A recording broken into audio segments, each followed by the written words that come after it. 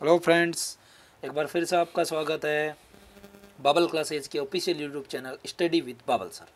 दोस्तों, जो आज की क्लास है, आज की क्लास के अंदर अपन 50 क्वेश्चन लेके आए जो राजस्थान के रीति रिवाज और प्रथाओं से संबंधित है। रीति रिवाज से संबंधित दोस्तों अपनी 2 क्लास हो चुकी है कंप्लीट, आप वो क्लास देख सकते हो, ठीक है।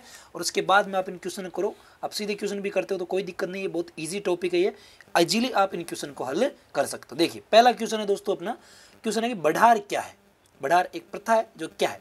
ऑप्शन दिए हुए मृत्यु भोज, विवाह के अवसर पर प्रतिभोज, विशेष राजस्थानी व्यंजन, सिर का आभूषण। तो दोस्तों बढ़ार होती है विवाह के अवसर पर प्रतिभोज। ये होता है क्या दोस्तों, शादी के बाद जो वधु वर पक्ष जो होता है, लड़के वाले होते हैं, वो कहते हैं कि उनका कुल है जो वो बढ़ता रहे, उनका वंश चलता रहे, इसके लिए वो ये वाला जो क्या करते हैं आयोजन करते हैं। तो क्या कहते हैं, विवाह के अवसर पर क्या होता है प्रतिभोज, जो विवाह के जस्ट 1 या 2 दिन बाद दिया जाता है। तो करेक्ट, क्लियर है पहला क्वेश्चन। देखिए क्वेश्चन नंबर 2 क्या कह रहा है,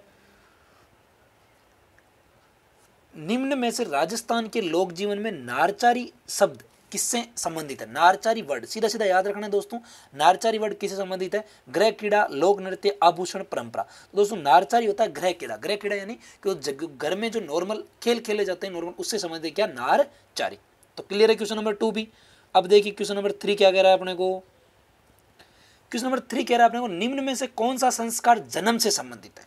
तो देखिए दोस्तों, सामेला, सामेला क्या होता है दोस्तों, ये विवाह से संबंधित है। सामेला का मतलब होता है वर वधु पक्ष द्वारा वर पक्ष का क्या करना, स्वागत करना।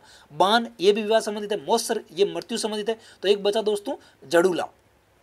तो जड़ूला, तो ऑप्शन नंबर डी करेक्ट हो जाएगा। जड़ूला का मतलब क्या होता है कि दोस्तों अपने आराध्य देवता के सामने क्या होता है, पहली बार जब बाल काटे जाते हैं, पहली बार क्या काटे जाते हैं, बच्चे के नवजात के बाल काटे जाते हैं, वो वाला क्या कहलाता है, जड़ूला कहलाता है। तो क्लियर है क्वेश्चन नंबर 3 भी। अब बढ़ते हैं अपने क्वेश्चन नंबर 4 की ओर। सॉरी, क्वेश्चन नंबर 4 क्या कह रहा है अपने को, निम्न में से राजस्थान में किस रीति रिवाज का संबंध विवाह से है। फिर से पूछा, जड़ूला अभी देख चुके हैं, जन्म से है, संस्कार है ये। पनघट पूजा नहीं, पगड़ी का दस्तूर, सामेला देखो ये भी बताया था। और सामेला का मतलब मैं बता चुका हूं आपको कि वर पक्ष द्वारा वधु पक्ष द्वारा वर पक्ष का क्या करना, स्वागत करना। अच्छा, इसमें कई बार ये होता है कि सामेला एक जगह और होता है दोस्तों, सामेला एक जगह आता है, वो जो सामेला होता है दोस्तों, तो वो होता है अपने मैं आपको बता चुका हूं कि जो 3 झालरापाटन और झालरापाटन में जो, ठीक है, जो नदियां मिलती है, काली सिंध और आऊ नदियां, उनका जो संगम स्थल है उसको भी अपन क्या कहते हैं, सामेला कहते हैं। लेकिन वो सामेला अलग होता है और ये सामेला अलग होता है। उस स्थान का नाम है सामेला जी, ठीक है। और ये सामेला क्या है, एक रीति रिवाज है। क्लियर है यहाँ तक का। तो क्वेश्चन नंबर 2 का ऑप्शन क्या हो जाएगा, डी। अब देखिए बढ़ते हैं क्वेश्चन नंबर 5 की ओर। शारदा एक्ट का संबंध किससे, सीधा सीधा बताना कि शारदा एक्ट का संबंध कौन सा जो परंपरा या कौन सा रीति रिवाज या कौन सी प्रथा। दोस्तों शारदा एक्ट का संबंध है बाल विवाह से। शारदा एक्ट का संबंध किससे, बाल विवाह से, ठीक है। और ये लगाया था हरविलास शारदा के द्वारा। अभी देखिए अगला क्वेश्चन में, देखिए क्वेश्चन नंबर 6 क्या कह रहा है, शारदा एक्ट के प्रणेता कौन। दोस्तों ये थे राय बहादुर हरविलास शारदा, पूरा नाम इनका राय। देखो इसने ऑप्शन में देखो आपको घुमाने के लिए शारदा नहीं देखी, अगर शारदा नाम दे देता वो पीछे, तो शारदा से आपको पता है, इसने नाम दिया राय बहादुर हरविलास, ठीक है, जिसका पूरा नाम है राय बहादुर हरविलास शारदा। तो शारदा एक्ट के प्रणेता कौन है, राय बहादुर हरविलास शारदा। और ये किससे संबंधित दोस्तों, भी देखा अपन ने, बाल विवाह से संबंधित। किस संबंधित है, बाल विवाह से। तो क्वेश्चन नंबर 7 की ओर बढ़ जाते हैं अपन।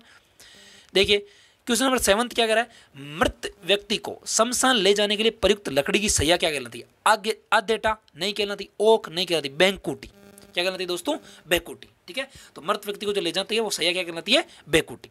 क्लियर है क्वेश्चन नंबर 7 भी। फिर देखिए क्वेश्चन नंबर 8, जीवित व्यक्ति द्वारा स्वयं का मृत्यु से पहले ही किया गया भोज क्या कहलाता है। तो दोस्तों देखो, मौसर तो होता है क्या कि व्यक्ति की मृत्यु के बाद जो 12वें दिन जो भोजन दिया जाता है वो क्या कहलाता है, मौसर। बढ़ार थोड़ी देर पहले देख चुके, कांदिया कोई परंपरा नहीं है, जोसर। तो दोस्तों ये ऑप्शन करेक्ट है, जोसर। अगर जी देखो याद रख दो आप, जैसे तो जोसर और मैं से मौसर। तो अगर मान लो कि व्यक्ति की मृत्यु के बाद अगर प्रतिभोज या भोजन दिया जाता तो वो वाला क्या कहलाता है, मौसर। और व्यक्ति खुद ये मान लो उसको लगा कि मेरे बेटे मेरे को ज़्यादा नाल करने हैं नहीं, ठीक है, ये कपूत है सब के सब, तो वो क्या करता है कि अपनी शादी से अपने जो मृत्यु से पहले ही क्या कर देता है, वो भोज देता है, उसको अपन क्या कहते हैं, जोसर कहते हैं। याद रखना, इंपॉर्टेंट है, 1-2 बार एग्जाम के अंदर पूछा हुआ है। अब देखिए बढ़ जाता है क्वेश्चन नंबर 9 की ओर। क्वेश्चन नंबर 9 क्या है, जीवन का अंतिम संस्कार कौन सा है। जीवन का अंतिम संस्कार दोस्तों, जीवन का अंतिम अंत्येष्टि, मृत्यु का जो संस्कार होता है, ये सारे के सारे दोस्तों क्या है, संस्कार है। टोटल संस्कार कितने होते हैं, मैं आपको बता दूं, टोटल संस्कार होते हैं 16। टोटल संस्कार कितने होते हैं? 16। ठीक है, तो पहला संस्कार होता है वो होता है गर्भाधान। पहला संस्कार कौन सा होता है? गर्भाधान। तो एक तो आपको ये याद रखना है गर्भाधान, और अंतिम संस्कार कौन सा होता है? अंत्येष्टि। ठीक है, निष्क्रमण होता है वो गृह त्याग करना, समावर्तन वगैरह सारे के सारे वो संस्कार आपको पूरे याद नहीं, बस नंबर याद रखने कितने हैं? 16 संस्कार होते हैं टोटल। क्लियर है यहाँ तक? तो 9th क्वेश्चन क्लियर है। अब बढ़ जाते हैं अपने क्वेश्चन नंबर 10th की ओर। देखिए 10th क्या कह रहा है? बखेर या उछाल रस्म है, यानी किससे संबंधित है? खुशी की रस्म, शोक की रस्म, विवाह की रस्म और जन्म की। दोस्तों ये होती है शोक की रस्म। ये कैसे होती है कि जब व्यक्ति की मृत्यु हो जाती है, उसको जब शमशान भूमि में ले जाता है, उसको जलाने के लिए, उसको दफनाने के लिए ले जाया जाता है, तो उसके ऊपर रुपए, पैसे, रुई वगैरह, ठीक है, तो धातु वगैरह कुछ क्या की जाती है? उछाली जाती है। ठीक है, तो वही क्या कहलाता है दोस्तों? वही कहलाता है बखेर। या तो बखेर या उछाल रस्म किससे संबंधित हो जाएगी? अपने शोक की रस्म। कैसी रस्म है? एक शोक की रस्म है। तो क्लियर है क्वेश्चन नंबर 10 भी। अब बढ़ जाते हैं दोस्तों अपने क्वेश्चन नंबर 11 की ओर। देखिए क्या कह रहा है क्वेश्चन नंबर 11? कौन सा सावा शादियों के लिए उत्तम माना जाता है? यानी कि शादी करने के लिए कौन सा सावा दोस्तों? आका तीज। शादी करने के लिए कौन सा सावा उत्तम माना जाता है? आका तीज। ठीक है, क्योंकि और सब राजस्थान में जो सर्वाधिक बाल विवाह होते हैं दोस्तों, वो भी किस पर होते हैं? इस आका तीज वाले पर ही होते हैं।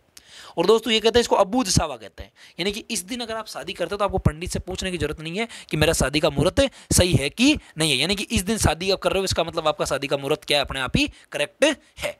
क्लियर है यहाँ तक की चीज? अब देखिए बढ़ जाते हैं क्वेश्चन नंबर 12 की ओर। नाता क्या है? तो नाता रिश्तों का एक नाम, मृत्युभोज का दूसरा नाम, परिवार का बुजुर्ग व्यक्ति, घोड़ों का प्रशिक्षक। दोस्तों नाता होती है वो होती है रिश्तों का एक नाम। तो क्लियर ऑप्शन है अपना रिश्तों का एक नाम, तो पहला ऑप्शन करेक्ट हो जाएगा। बस ध्यान रखना इसको। बस नाता में क्या होता है, अगर मैं आपको और समझाऊं तो आप इसे समझ सकते हो कि मान लो कि किसी की शादी हुई और उसके हस्बैंड की अगर मृत्यु हो गई, ठीक है, या फिर उसकी जो है वाइफ की मृत्यु हो गई, ठीक है, तो वो हस्बैंड के द्वारा दूसरी पत्नी लेने, या फिर वो जो वाइफ होती है उसकी वो किसी दूसरे के पास चली जाती है, दूसरे से व्यक्ति से क्या कहलाती है? शादी। वही क्या कहलाती है? नाता प्रथा कहलाती है। ठीक है, फिर देखिए अगला क्वेश्चन, क्वेश्चन नंबर 13।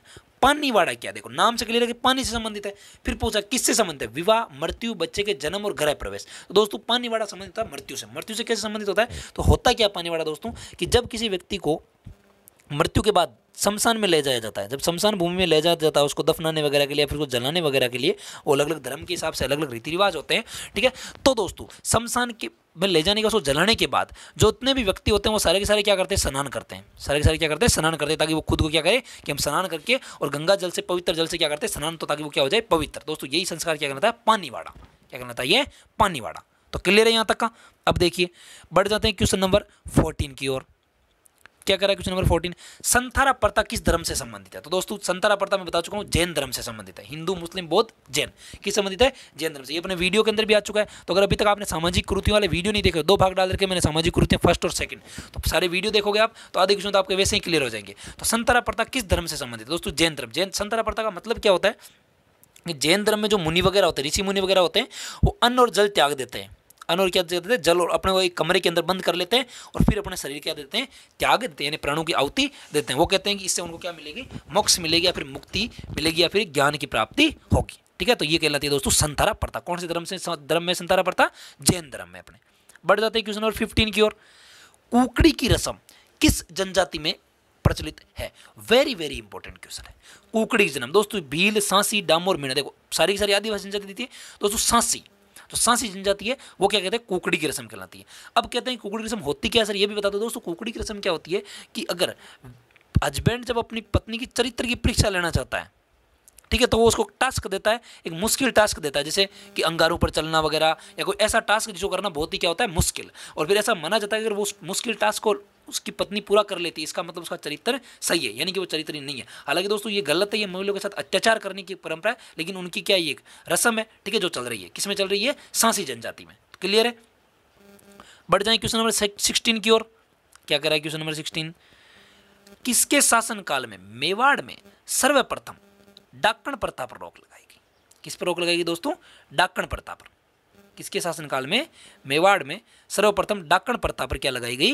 रोक लगाई गई। तो देखिए डाकण प्रथा मैंने पढ़ाया जहां पर आपको कि डाकण प्रथा पर सर्वप्रथम रोक दोस्तों किसके काल में लगाई गई थी? अपने लगाई गई थी महाराणा स्वरूप सिंह के काल में। और मेवाड़ की बात कर रहा है, ठीक है। देखो अमर सिंह, भीम सिंह, भोपाल सिंह सारे के सारे कहाँ के हैं अपने? इसके हालांकि अमर सिंह वगैरह इधर भी आए थे, भीम सिंह इधर भी आए थे, भोपाल सिंह ज़्यादातर ऑप्शन आप क्या करके आ जाते हो? भोपाल सिंह। भोपाल सिंह गलत है दोस्तों। तो डाकण प्रथा पर सर्वप्रथम रोक किसने लगाई थी? महाराणा स्वरूप सिंह ने। अच्छा लगाई कब थी? तो दोस्तों 1853 की बात है। कैप्टन ब्रुक करके एक क्या था, पॉलिटिकल एजेंट था वहाँ पर, अंग्रेज अधिकारी था, किसमें, मेवाड़ में, उसने लगाई थी रोक। अगर आपको ऑप्शन में 1854 दिया हो तो आप उसको भी करेक्ट कर गया, लेकिन ऑप्शन आपको एक ही रह गया, तो रहेगा 53 और यार क्या रहेगा 54, क्योंकि 53 में रोक लगाना स्टार्ट किया था, 54 में पूर्ण रूप से लगी थी। तो कई बार आपको ऑप्शन में 53 मिल सकता है 53, और कई बार क्या मिल सकता है 54। तो क्लियर है। तो डाकण प्रताप रोक मेवाड़ में किसने लगाई, तो महाराणा स्वरूप सिंह ने। बढ़ जाते हैं क्वेश्चन नंबर 17 की ओर। क्या कह रहा है क्वेश्चन नंबर 17, हाड़ौती के पॉलिटिकल एजेंट विलिकिंस के प्रयासों से किस प्रथा पर हाल। हाड़ौती में दोस्तों स्पेशली आता था अपने कोटा, बूंदी और झालावाड़, ठीक है। अब देखिए कोटा जो दोस्तों था, कोटा में सबसे रोक लगाई थी, वो लगाई थी कन्यावध पर। किस पर लगाई थी, त्याग प्रथा, कन्यावध, डाकण प्रथा, समाधि प्रथा, सारी की सारी प्रथाएं ये, ठीक है। रीति अपने प्रथाएं जो कुप्रथाएं भी कह सकते हो, गलत प्रथाएं थी सारी की सारी, तो उसमें कन्यावध पर रोक लगा। कन्यावध यानी बच्ची जब छोटी होती थी दोस्तों, तभी उसका क्या कर दिया जाता, वध कर दिया जाता। अब इसमें आपको एडिशनल इंफॉर्मेशन बता दूं, ये रोक कब लगाई दोस्तों, ये लगाई थी 1832 के अंदर। कब लगाई गई थी अपने 1832 के अंदर, ठीक है। तो किस पॉलिटिकल एजेंट विलिकिंस के प्रयासों से किस पर रोक लगाई, कन्यावर्धा पर, स्पेशली कहां पर, कोटा में, ध्यान रखना। हाड़ौती कोटा का भाग था, कोटा सॉरी हाड़ौती का भाग। अब देखिए क्वेश्चन नंबर 18 के अंदर बढ़ जाते हैं। सुमेलित कीजिए, सुमेलित करना है अपने को कि कन्यावध, अभी थोड़ी देर पहले बताया मैं, कन्यावध कोटा, तो ये तो एक ही साथ ही हो जाएगा, ठीक है। अब देखो फिर समाधि प्रथा, सती प्रथा और त्याग प्रथा। दोस्तों कन्यावध कोटा जिस पर रोक लगाने वाली रियासत कौन सी थी, कोटा, और कब लगाएगी, तो अभी बताई मैंने 1832 के अंदर, याद रहेगा। और किसने लगाई थी, विलिकिंस ने। क्लियर है यहाँ तक का। अच्छा फिर उसके बाद में देखिए कि क्वेश्चन थोड़ा ऊपर करता हूँ मैं, ऐसे देखो ये मिलाना है दोस्तों अपने को। हाँ फिर उसके बाद में कि समाधि प्रथा, तो समाधि प्रथा पर रोक लगाई थी 1844 में। कब लगी थी, 1844 में। कौन सी रियासत ने लगाई थी, जयपुर रियासत ने। तो समाधि प्रथा जयपुर रियासत, ठीक है। अभी देख लेंगे अपन किसने लगाई थी इस टाइम, कौन था यहाँ का वो अपने, जिसको क्या कहते हैं आप, पॉलिटिकल एजेंट कौन था, लाडू, मैंने बताया जॉन लुडलो, वहाँ मैंने बताया था उसको लाडू भी कहते हैं। कौन था दोस्तों पॉलिटिकल एजेंट, जॉन लुडलो, ठीक है। जॉन लुडलो ने 1844 में लगाई थी। क्लियर है। राम सिंह द्वितीय का राजा था, वो छोड़ो आप याद रखो, जॉन लुडलो, ठीक है। तो समाधि प्रथा हो गई जयपुर। तो दूसरे में क्या हो जाएगा, से, तो ए और से यहाँ तक तो मिल रहे। फिर तीसरी अपनी सती प्रथा। तो सती प्रथा पर रोक लगाने वाली सर्वप्रथम रियासत थी वो थी बूंदी, और बूंदी ने 1822 में लगा दी थी। हालांकि सती प्रथा जो एक्ट था वो 1829 में जाके बना था, लेकिन बूंदी एक्ट बनने से पहले रोक लगाने वाली एकमात्र रियासत थी। मैंने आपको इंपॉर्टेंट क्वेश्चन करके और वीडियो के अंदर बताया था, ठीक है। तो बूंदी में रोक लगाई सती प्रथा। सती प्रथा के लिए क्या हो जाएगा, तीसरे में क्या हो जाएगा, बे, ठीक है। तीसरे में हो जाएगा बे, ठीक है। तो ये आएगा ए, से और बे, और चौथा अपने दे, त्याग प्रथा। त्याग प्रथा कौन बच गया, फिर जोधपुर बच गया, ठीक है। तो ऑप्शन नंबर कौन सा करेक्ट हो जाएगा अपना, से करेक्ट हो जाएगा इसके लिए, ठीक है। तो याद रखना है आपको कि कन्यावध पर रोक लगाने वाले कोटा, और कब 1822 में। समाधि प्रथा पर रोक लगाने वाली कौन सी रियासत थी अपनी, जयपुर, कब 1844 में। सती प्रथा पर रोक लगाने वाली बूंदी, कब 1822 के अंदर। क्लियर है यहाँ पर, ठीक है। कन्यावध में 1832 में, और समाधि वो जो सती प्रथा है उस पर 1822 में बूंदी ने। कन्या और सती प्रथा दोनों ही किस संबंधित दोस्तों, हाड़ौती से, क्योंकि कोटा और बूंदी दोनों ही हाड़ौती से संबंधित है। तो अब बढ़ जाते हैं क्वेश्चन नंबर 19 की ओर। क्या करा है 19 क्वेश्चन, मृत्यु उत्सव के लिए राजस्थान में निम्नलिखित में से कौन सा एक नाम है। मृत्यु उत्सव के लिए, मृत्यु उत्सव गलत कहना, लेकिन मृत्यु के लिए एक परंपरा है दोस्तों, इसको कहते हैं मौसर। अभी बताया था मैंने कि जो मृत्यु के बाद क्या देना, भोज देना, मौसर कहलाता है, और मृत्यु से पहले भोज देना जोसर कहलाता है। क्लियर है। क्वेश्चन नंबर 20 की ओर बढ़ जाते हैं। 20 नंबर क्वेश्चन क्या कह रहा है, हरविलास शारदा द्वारा 1929 में पारित शारदा एक्ट में लड़के व लड़की की विवाह योग्य आयु क्रम से रखी गई थी। पहले लड़के की बतानी है, फिर लड़की की बतानी है। वर्तमान में दोस्तों कितनी है, 21 और 18। ये तो है प्रेजेंट में, ये तो है प्रेजेंट, लेकिन उसने कहा कि उस टाइम कब थी, जब 1929 में। तो यहां से देखो क्या क्या क्वेश्चन याद करने हैं आपको कि हरविलास शारदा द्वारा कौन सा एक्ट पारित कराया गया, शारदा एक्ट।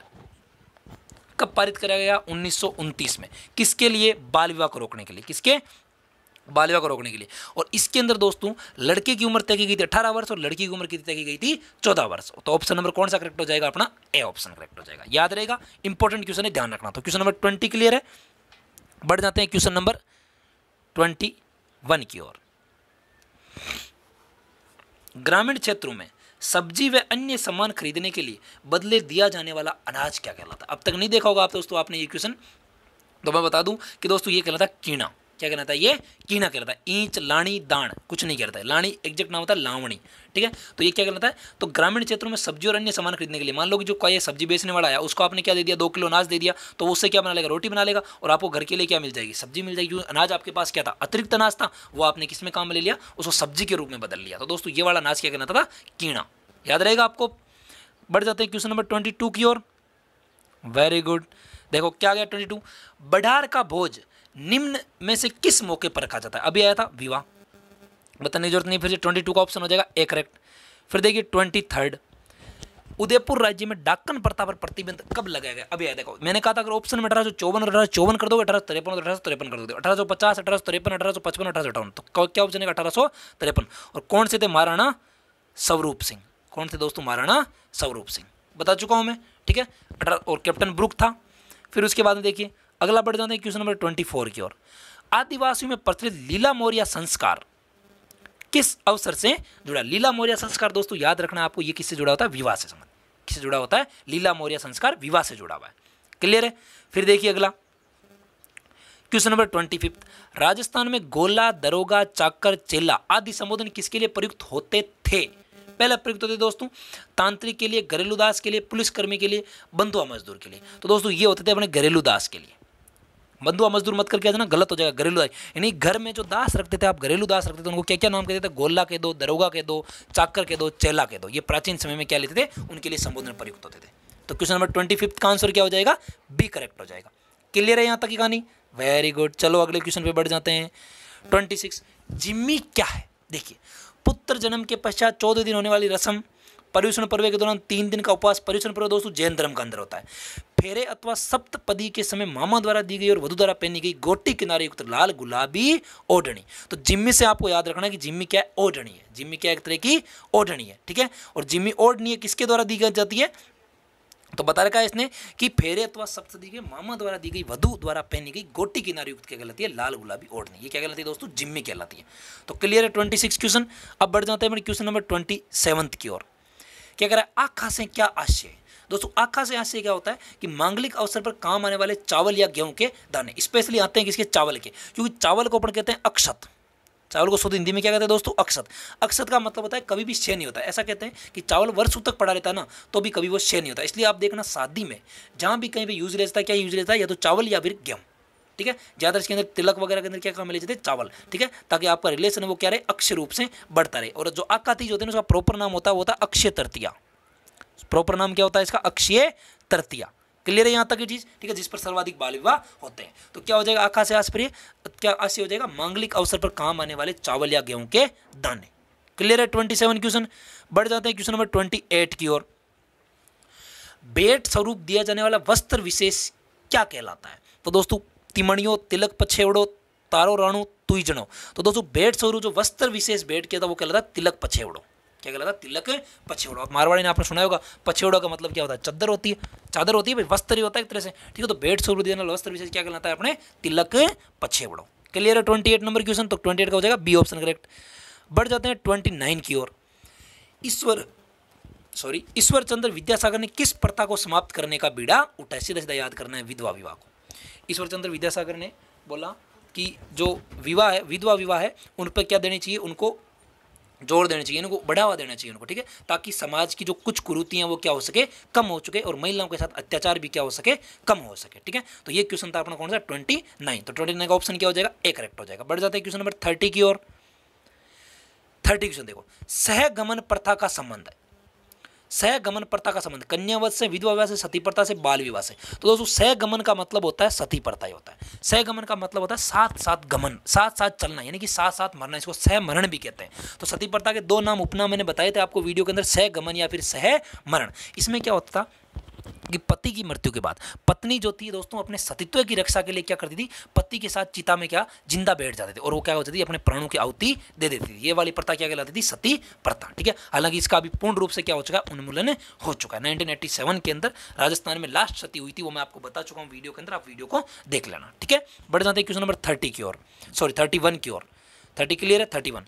पर्दायत, खवासन, पासवान नामक महिलाएं संबंधित थी नृत्य गायन से, दास प्रथा से, लोक चित्रकारी से और दाई माँ से। तो दोस्तों ये होती थी अपने दास प्रथा से।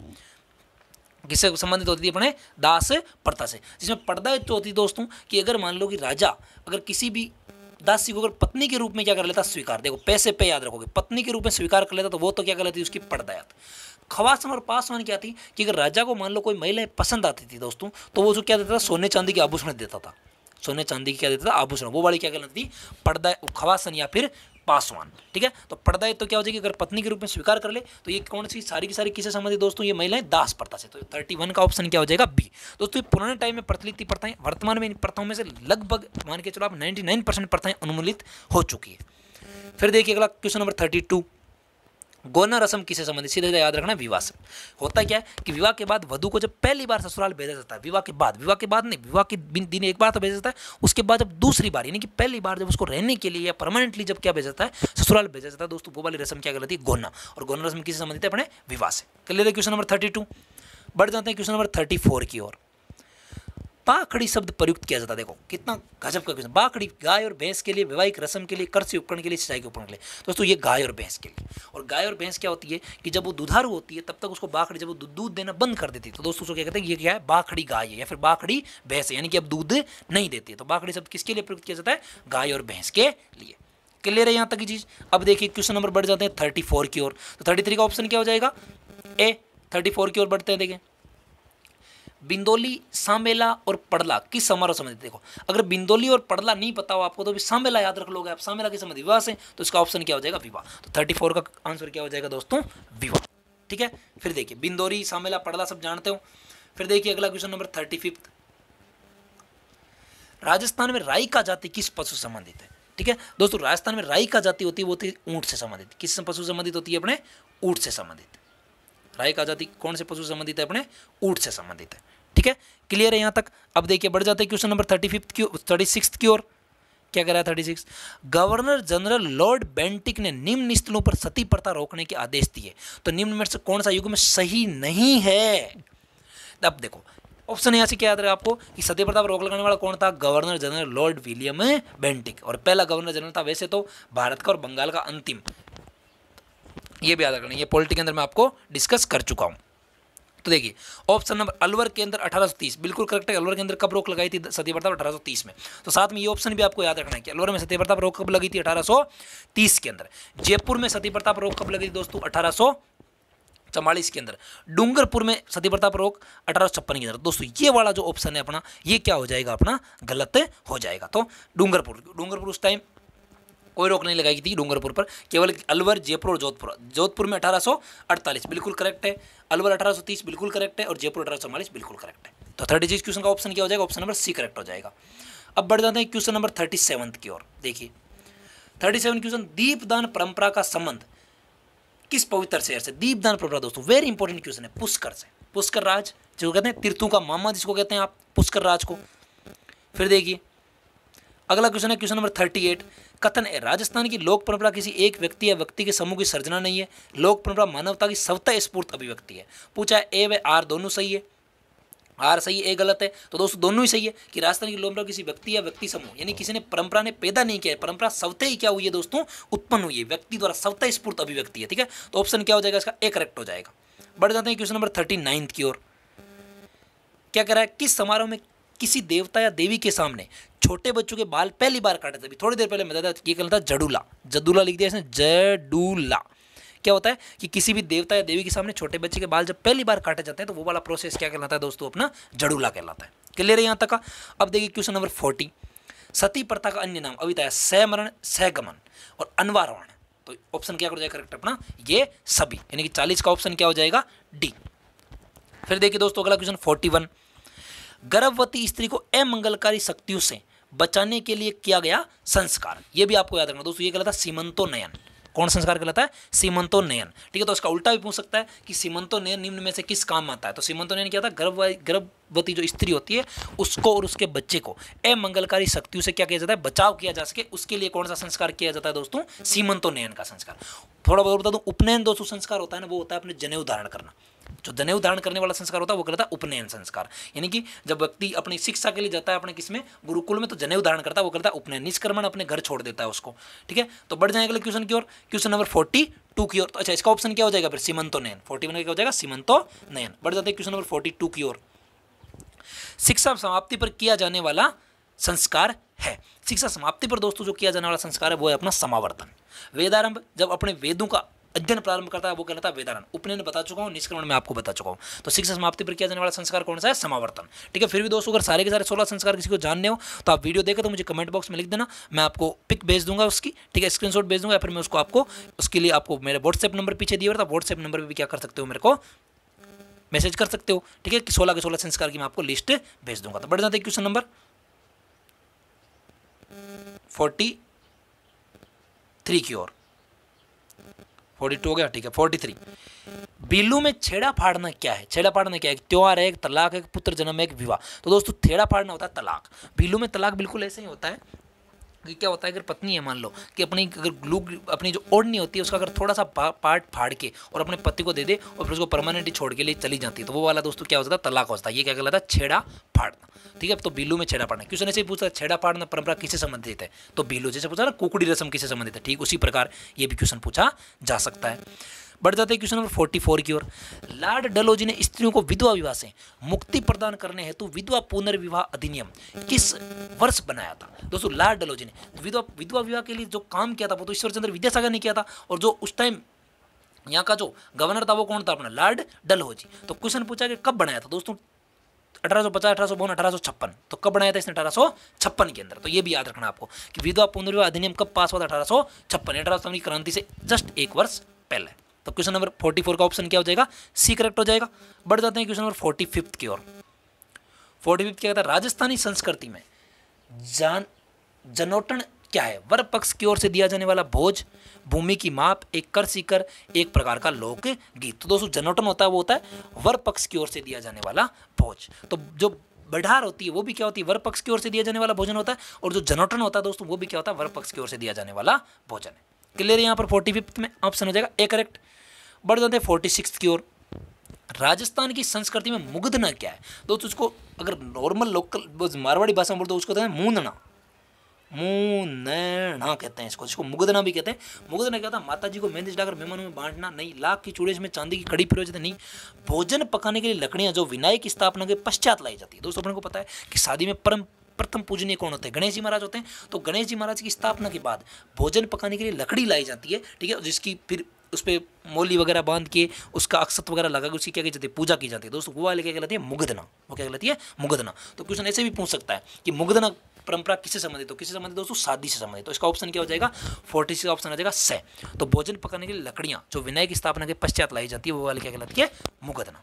क्लियर यहाँ तक? 47 की ओर बढ़ते हैं। देखें, राजस्थान में सर्वप्रथम किस जिले में कन्यावध को गैर कानूनी घोषित किया गया था? आ चुका है कोटा। कैसे के भी आ जाए तो कैसे कोटा, कैसे कन्या। ठीक है, फिर देखिए अगला क्वेश्चन बढ़ जाते हैं 48। राजस्थान में सागड़ी निवारण अधिनियम किस वर्ष पारित किया गया? सागड़ी निवारण अधिनियम दोस्तों एक तरह से जो अपने दास प्रथा थी ठीक उसी प्रकार का था। तो कब पारित किया गया दोस्तों? ये पारित किया गया था मैंने 1961 में। ये तो सीधा सीधा ऑप्शन, इसमें कुछ भी नहीं है, वो याद रखना है सीधा था। देश निवारण अधिनियम भी याद रखना दोस्तों साथ साथ में। देश निवारण अधिनियम 1961 के अंदर राजस्थान पुलिस के हिसाब से इंपॉर्टेंट है ये क्वेश्चन। फिर देखिए 49 क्वेश्चन। मृत्यु उत्सव के लिए राजस्थान में निम्न में से कौन सा एक नाम है? दापा ना मोसर, हेलमो, बडार, मोसर। आ चुका है, ठीक है। मृत्यु के बाद जो भोजन दिया जाता है। तो क्वेश्चन नंबर 49 का जो ऑप्शन है करेक्ट क्या हो जाएगा? B option. बढ़ जाते हैं क्वेश्चन नंबर 50 और आज के लास्ट क्वेश्चन की ओर। देखिए क्वेश्चन क्या कह रहा है? निम्न में से कौन सी प्रथा विवाह समारोह से संबंधित है? बढ़ार नहीं है। अच्छा, बढ़ार है, कन्यावल, बड़ी पड़ला, पानीवाड़ा। अभी थोड़ी देर में बताया पानीवाड़ा कि व्यक्ति की मृत्यु के पश्चात जब उसका दाह संस्कार करके वापस आके जब व्यक्ति नहाते हैं तो वो वाली परंपरा क्या कहलाती है? पानीवाड़ा। ठीक है, तो ये किससे संबंधित है? ये मृत्यु से संबंधित है। बाकी सारी की सारी तीनों बढ़ार के दो, कन्यावल के दो या फिर बड़ी पड़ला, ये सारी किससे संबंधित है अपने दोस्तों? ये विवाह से संबंधित है। ठीक है, तो दोस्तों ये इंपॉर्टेंट क्वेश्चन हो गए अपने 50 क्वेश्चन हो गए अपने इंपॉर्टेंट, ये जो राजस्थान की रीति रिवाज और प्रथाओं से संबंधित है। ठीक है, एक वीडियो और लाऊंगा मैं इसका 50 क्वेश्चन का, जिसके अंदर आपके 100 क्वेश्चन है। तो रीति रिवाज और जो परंपराएं या प्रथाएं उसमें 100 से बाहर आपको कोई क्वेश्चन नहीं मिलेगा। ठीक है, आप पुराने एग्जाम क्वेश्चन देख सकते हो। तो राजस्थान का जो भी एग्जाम होने वाला है, राजस्थान पुलिस ले लो, पटवारी ले लो, इनकी दृष्टि से ये जो क्वेश्चन है ये बहुत ही क्या है? महत्वपूर्ण क्वेश्चन है। ठीक है दोस्तों, तो आज की क्लास को अपन यही और करते हैं। अगर आपको वीडियो अच्छा लग रहा है, अगर चीज़ें समझ में आ रही तो चैनल को सब्सक्राइब करें, शेयर करें, अपने दोस्तों के अपने बेल आइकन को दबाना ना भूलें। ठीक है दोस्तों, थैंक यू।